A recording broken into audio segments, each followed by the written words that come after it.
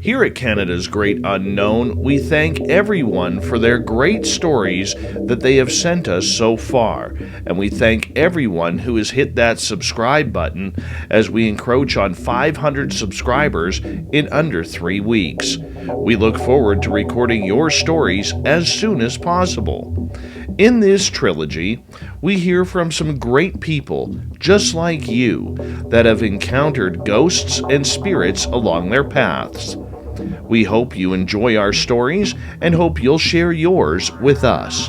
So kick back, relax, and enjoy these allegedly true stories of ghosts from areas you may know. And if you have a story that you would like to share with us, email us at canadasgreatunknown@gmail.com. We would also really appreciate it if you followed us on Twitter at CGU Stories, on Instagram and TikTok at Canada's Great Unknown. And right here on YouTube, we'd really appreciate it if you hit that subscribe button and rang that bell, so that way you can help our channel grow. Each and every time we post a new video, you'll know about it by ringing the bell right here on Canada's Great Unknown. Please don't forget to leave a comment below and let us know what you think or more stories you'd like to hear from us.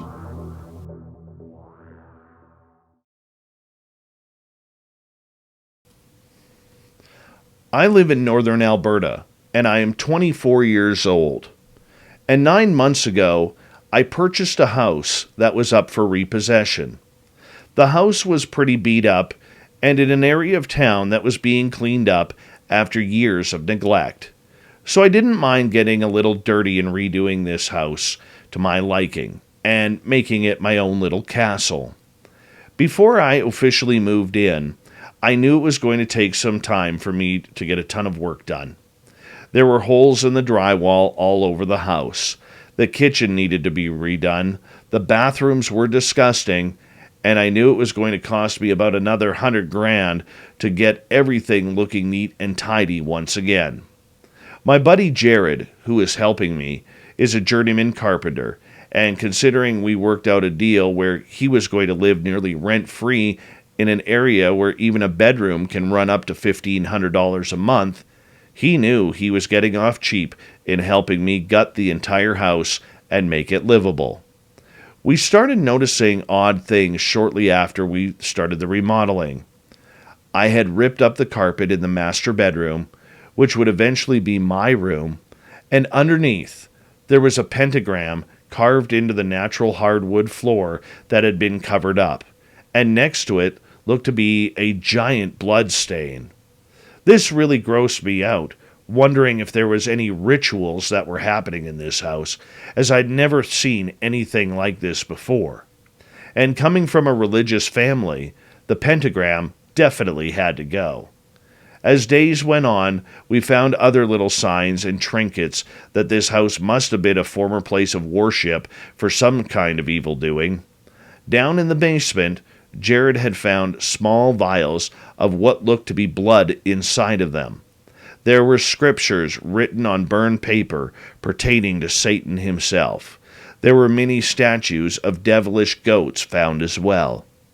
At the time, we figured this was pretty odd, but nothing we couldn't clean up and get rid of, not a problem.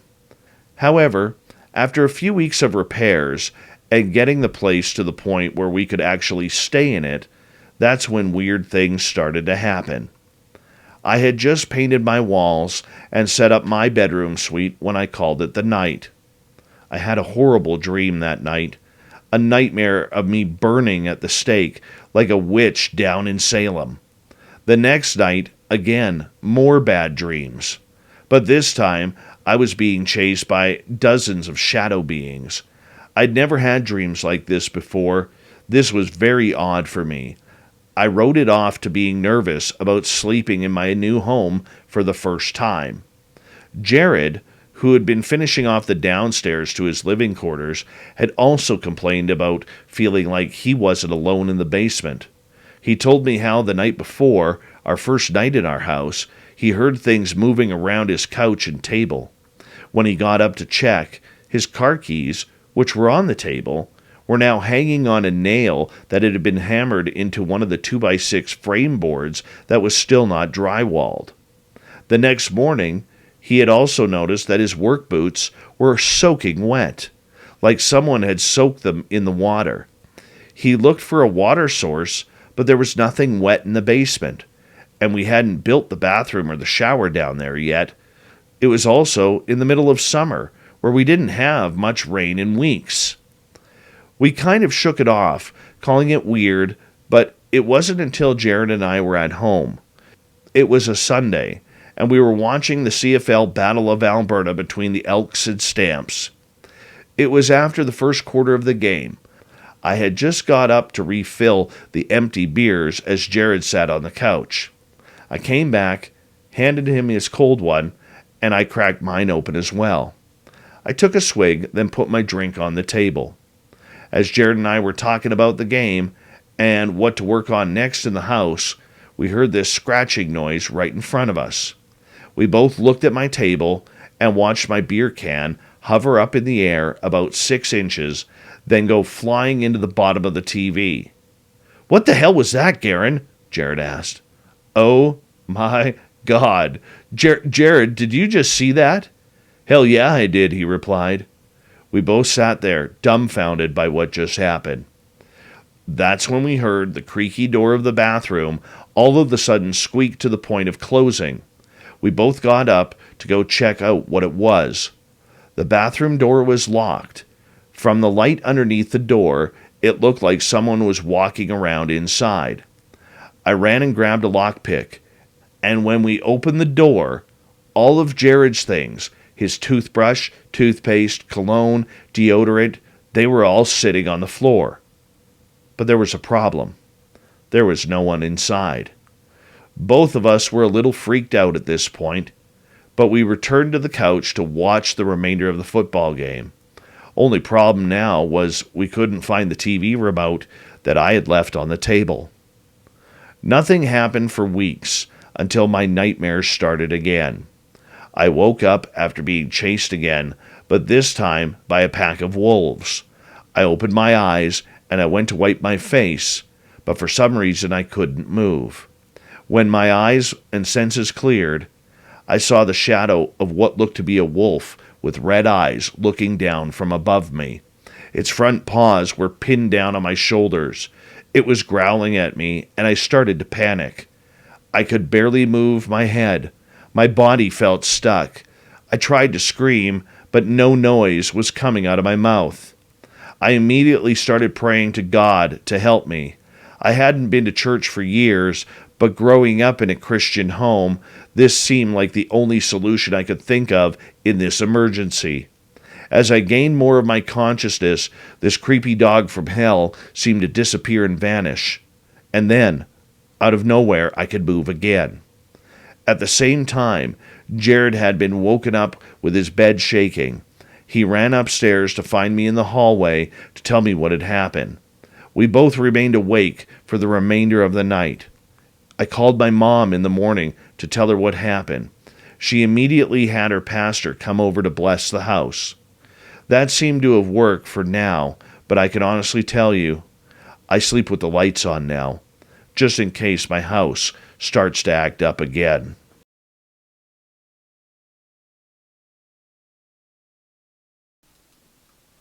Hey Merlin Dave, have you ever had to deal with a poltergeist? I have. And let me tell you, it is something that I never want to deal again with in my life. Let me tell you about this. I've been an accountant for the last 10 years or so. Recently, I decided to move across the country from Kelowna, BC, to an older part of Ottawa to be closer to my girlfriend. Now, I will admit, I'm one of those people who loves those paranormal television shows. And although I'm not a ghost hunter or anything like that, I have, in my travels across Canada and the U.S., taken in a couple of haunted tours to quench my thirst for experiencing some sort of ghostly activity. But even those tours, and having a belief, didn't prepare me for what was going to happen. I should start out by giving you my name. I'm Lyndon, and my girlfriend's name is Janelle. We met just before the beginning of COVID on one of those dating sites, and well, we've been together for the last couple of years now and have decided that we want to take the next step, which led me to moving to the nation's capital. Upon moving, I'd found a great-looking house for rent in the older part of Ottawa. This two-story house was built in the 1930s and looked well kept for being 90 years old. The kitchen had been remodeled, along with the bathrooms and 2 out of the 3 bedrooms. With signing of the contract as a rent-to-own for 1 year, I thought it would be a great place for Janelle and I to settle down and build our future. Plus, with being an amateur handyman myself, I knew there was going to be a lot of projects I could take on that could both modernize the house on the inside while keeping its heritage look on the outside. We were living there about a month, and this one morning, Janelle had to go get to her office early for meetings as she worked on Parliament Hill. I was still taking my time in finding a place to work. Over my years, I've done pretty well, so finding a job wasn't a huge rush for me. Besides, it gave me time to work on some rooms in our new house. I woke up around 8:30 a.m., and I went down to the kitchen to make myself some coffee and breakfast. That's when I noticed all of the cupboards and the fridge doors were wide open. I thought this was odd considering Janelle had never left cupboard doors open before, and she's kind of a neat freak. I closed them all up and went upon my day.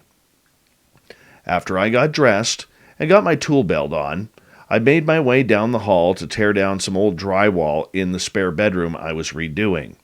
This weird feeling started putting goosebumps all over my body. I was overcome by this feeling that I was being watched. I quickly turned, and of course, there was nothing there. About an hour later, I took a break and went downstairs to get a glass of orange juice. And imagine my surprise when all of the cupboard doors in the kitchen were wide open once again. This gave me the chills. I called up Janelle on her cell to see if she was home or not. When she answered, and I told her what was going on, she stated that she hadn't been home at all day, and I was probably watching way too much ghost TV lately, and it's got my imagination all riled up. I hung up the phone with a giggle and decided to check around the house in every crook and cranny to see if there was someone in the house that was playing tricks on me. Of course, there was no one there. I made my way back up to the bedroom. I was walking in to get back to work. But as I entered the room, something caught my attention. How could it not? My pajama bottoms that I wore the night before and had put in my laundry hamper were now sitting on a chair in the corner of the room, folded neatly. I quickly walked over to the chair, grabbed them, and went and took them back to the laundry hamper in my room down the hall. I turn and I get back to the room again, and now there's a pair of socks folded on the same chair that I had just removed the pajama bottoms from. I thought to myself, well, maybe I didn't see the socks when I picked up my PJs. As I assured myself there was nothing weird going on. I worked the rest of the day until Janelle got home. Then those weird feelings had disappeared. Things were quite quiet for a couple of weeks until the strangeness started up again. Janelle had gone shopping with her friends, and I had decided I was going to put some paint up on the brand new drywall I had put in the spare bedroom. I went downstairs to make some lunch, but heard some shuffling upstairs. I put my sandwich down on the counter and made my way back upstairs. I first looked in the bedroom I was working in. Nothing. I went into the master bedroom, and I couldn't believe what I saw. All of our furniture had been pushed into the center of the room.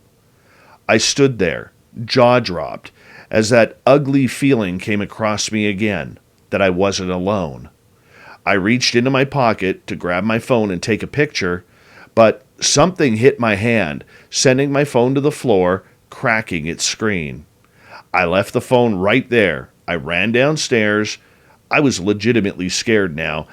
I grabbed my car keys and my wallet, and I left. When I got home, Janelle was just parking in the driveway and getting out of her vehicle. "Where were you? I've been calling you for the last 2 hours," she said. I told her what had happened, and I took her inside. "I think this place is haunted," I stated. I took her upstairs to show her the bedroom, and everything was back in its place, like nothing had happened. And my phone, with the cracked screen, was now sitting on our dresser. "What the hell is going on here?" I asked. Janelle just rolled her eyes at me like I was making things up to scare her. The next day, I went and bought some security cameras. I put one downstairs that covered our living room, dining room, and kitchen.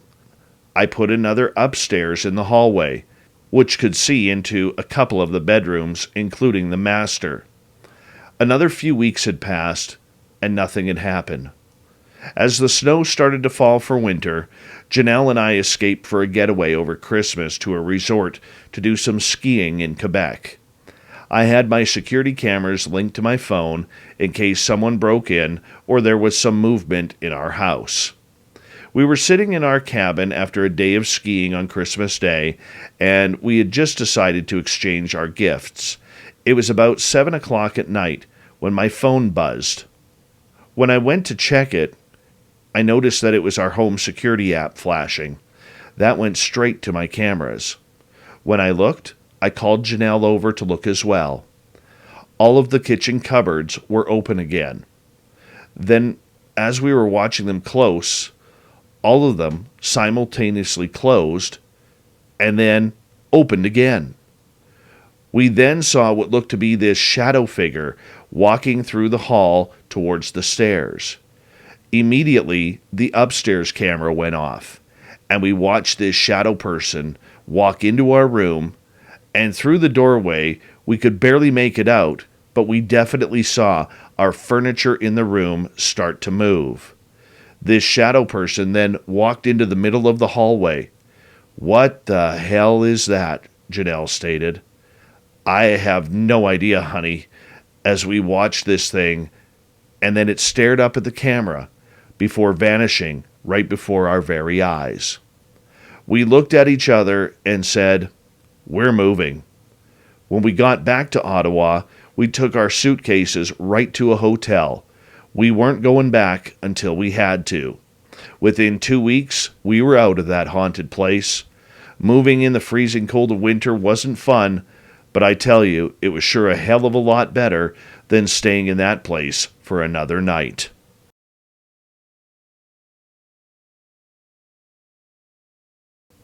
Back when I was a kid, I remember growing up in St. Louis, Saskatchewan, where many people have heard about the chilling paranormal story about the ghost train. My name is Peyton, and I'm here to tell you these lights aren't just stories, as I've seen them for myself. Even though I now live in Toronto with my family, it was growing up on the prairies that really made me who I am. Those endless summer nights just wandering around aimlessly with friends with not a care in the world.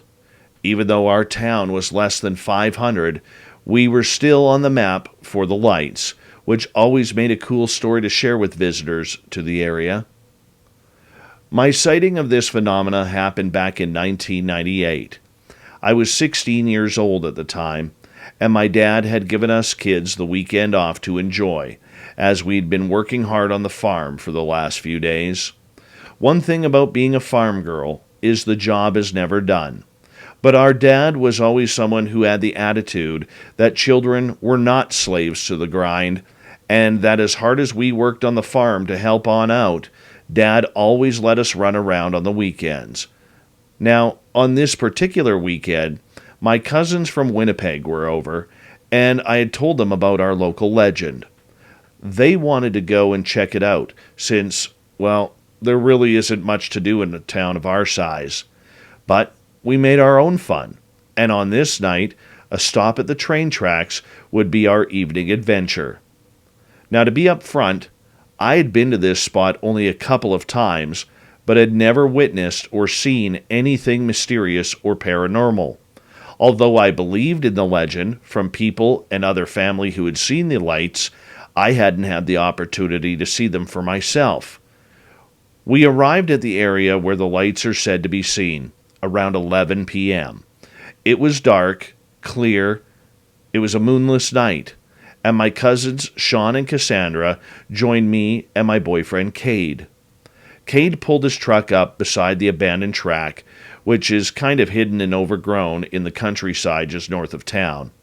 We walked up to the tracks to get a feel for the area and just waited.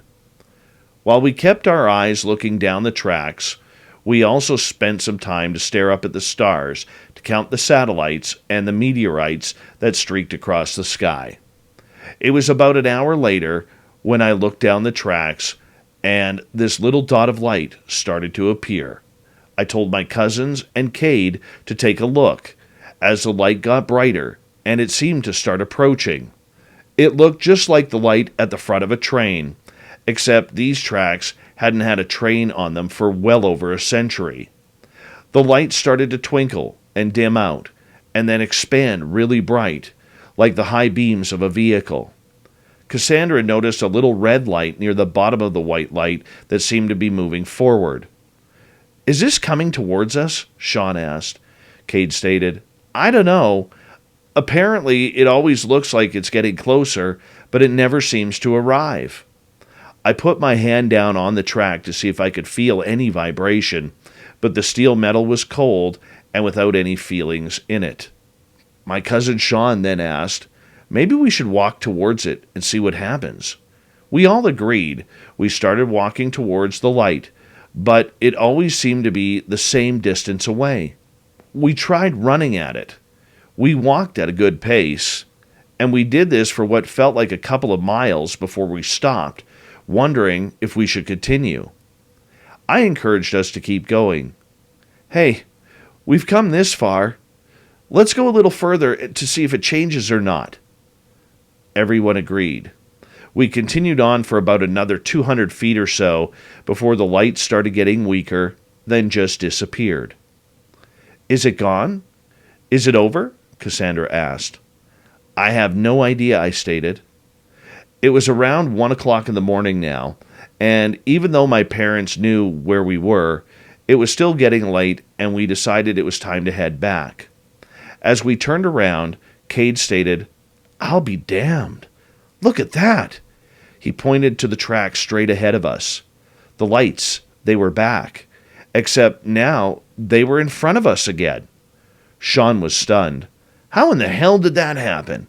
How did they go from back there to now in front of us here?"